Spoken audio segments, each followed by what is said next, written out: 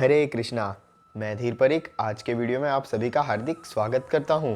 पिछले अध्याय में हमने देखा कि कैसे पूर्ण पुरुषोत्तम परमेश्वर भगवान श्री कृष्ण अर्जुन को अपना परम गुरु ज्ञान देते हैं, और इस अध्याय में हम देखेंगे कि परमात्मा पूर्ण पुरुषोत्तम परमेश्वर श्री कृष्ण के ऐश्वर्य क्या है। इसलिए इस अध्याय का नाम परमेश्वर के ऐश्वर्य भी है। इसके स्टार्टिंग में भगवान अर्जुन से कहते हैं कि हे अर्जुन, तुम मेरे बहुत ही अच्छे मित्र और मेरे भक्त हो, इसलिए मैं तुम्हें एक बहुत ही विशेष ज्ञान देता हूँ। आगे का जितना भी ज्ञान था वो ज्ञान इस ज्ञान से फीका है। फिर भगवान कहते हैं कि मेरा जो भी ऐश्वर्य है वो ना तो देवताओं के समझ में है और ना ही महर्षियों के समझ में, क्योंकि देवता और महर्षि दोनों के स्तोत्र भगवान ही है। भगवान कहते हैं कि सप्त ऋषि थे, उनसे पहले के 4 ऋषि और मनु जो कि मानव समाज के बहुत ही आदि पुरुष है, वो सारे के स्तोत्र भगवान खुद है। फिर भगवान कहते हैं कि सारे दिव्य और सारे भौतिक जगत के स्तोत्र पूर्ण पुरुषोत्तम परमेश्वर भगवान श्री कृष्ण है।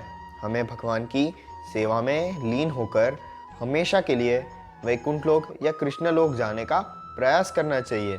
फिर भगवान कहते हैं कि भगवान भक्तों के हृदय में रहते हैं और वो सदैव उनकी रक्षा करते हैं, और वो उनके हृदय में इसलिए रहते हैं ताकि वो अपने भक्तों से कभी दूर ना जा सके। भगवान का अपने भक्तों के प्रति एक अलग ही प्रेम है। फिर भगवान कहते हैं कि भगवान तो एक दीपक की तरह है, ज्ञान का दीपक, जो हमारे हृदय में निवास करके हमारे पूरे अंधकारमय जीवन को उज्ज्वलित कर देता है। ये सब सुन के अर्जुन कहते हैं कि हे भगवान, ये तो आपने थोड़ा थोड़ा ही कहा अपने ऐश्वर्य के बारे में, मुझे और जानना है।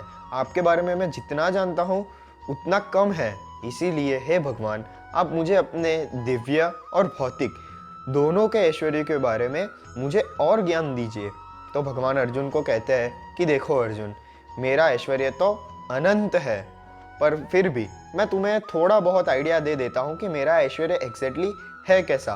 तो फिर भगवान कहते हैं कि देखो, कोई भी चीज़ की शुरुआत मैं हूँ, मध्य भी मैं हूँ और अंत भी मैं ही हूँ। फिर भगवान कहते हैं कि सारे जीवात्माओं के हृदय में स्थित भगवान श्री कृष्ण परमात्मा है। सारे आदित्यों में भगवान श्री कृष्ण विष्णु है। सारे ज्योतिषों में भगवान तेजस्वी सूर्य है। सारे नक्षत्रों में भगवान श्री कृष्ण चंद्र है, और सारे मुहूर्तों में भगवान श्री कृष्ण मरीचि है। इसी प्रकार भगवान अपना ऐश्वर्य आगे बढ़ाते कहते हैं कि सारे वेदों में से भगवान सामवेद है। इन स्वर्ग के राजाओं में से भगवान इंद्र है, और हमारी इंद्रियां जो है उसमें से भगवान मन है। और आगे आगे वह और दिव्यता बढ़ाते हुए कहते हैं कि सारे रुद्र में भगवान श्री कृष्ण शिवजी है। पर्वतों में भगवान श्री कृष्ण मेरु है। यक्ष और राक्षसों में भगवान धनपति कुबेर है। वसुओं में भगवान अग्नि है। सारे के सारे पुरोहितों में भगवान बृहस्पति है। सेना नायकों में भगवान कार्तिकेय है। और तो और भगवान इस जलाशयों में से समुद्र है। फिर भगवान आगे आगे अपनी और दिव्यता का स्तर बढ़ाते हुए कहते हैं कि यज्ञों में पवित्र नाम का जप है भगवान। वाणी में दिव्य ओमकार है भगवान। सर्व महर्षियों में से महर्षि भृगु है भगवान। सर्व स्थावरों में से हिमालय है भगवान। सर्व वृक्षों में भगवान अश्वत्थ है। सर्वदेव ऋषियों में भगवान नारद मुनि है।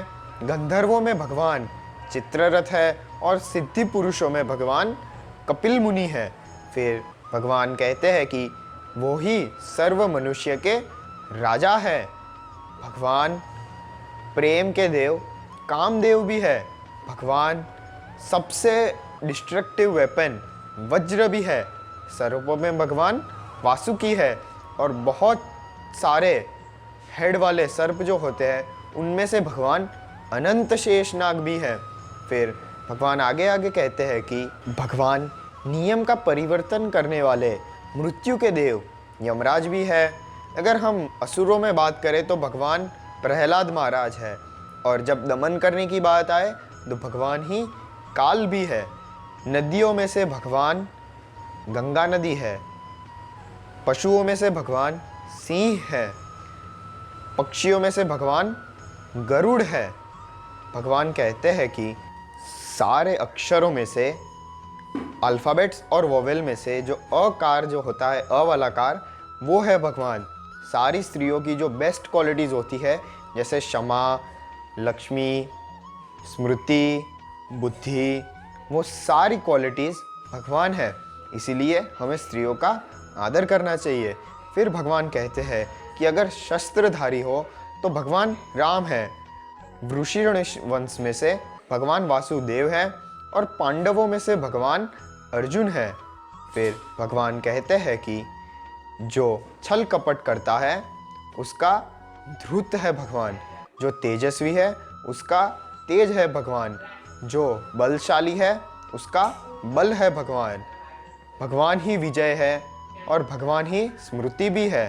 फिर भगवान कहते हैं कि ज्ञानियों का ज्ञान है भगवान, सर्व रहस्यों का मौन है भगवान। भगवान साहस है, और अगर किसी को विजय प्राप्त करनी हो तो नैतिकता भी भगवान ही है। फिर भगवान कहते हैं कि भगवान ही सर्व अस्तित्व का बीज है। भगवान कहते हैं कि बिना उनकी अनुमति के कोई भी जीव एग्जिस्टेंस में नहीं आ सकता। भगवान कहते हैं कि बिना उनके कोई भी जीव एग्जिस्ट नहीं करता। फिर भगवान अर्जुन को कहते हैं कि मैंने जो तुम्हें ये सारी की सारी बातें बताई ना, वो तो मेरी शक्तियों की 1% भी नहीं है। फिर भगवान कहते हैं कि सारा ऐश्वर्य, सारा तेजस्वी, वो सारी की सारी चीज़ें भगवान के तेज के एक स्फुल्लिंग मात्र में से क्रिएट हुई है। फिर लास्ट में भगवान अर्जुन को एक क्वेश्चन पूछ लेते हैं कि अब बताओ तुम्हें और तो ज्ञान की क्या ज़रूरत है। और फिर लास्ट में भगवान ये कह देते हैं कि ये जो पूरा यूनिवर्स है वो भगवान का एक अंश में से क्रिएट होता है, और वही अंश में से क्रिएट होने के बाद भगवान उस पूरे यूनिवर्स को अपने अंदर धारण भी करते हैं। इसी के साथ अध्याय 10 परमेश्वर का ऐश्वर्य समाप्त होता है। मैं धीर आपसे विदा लेता हूँ। तब तक के लिए हरे कृष्णा।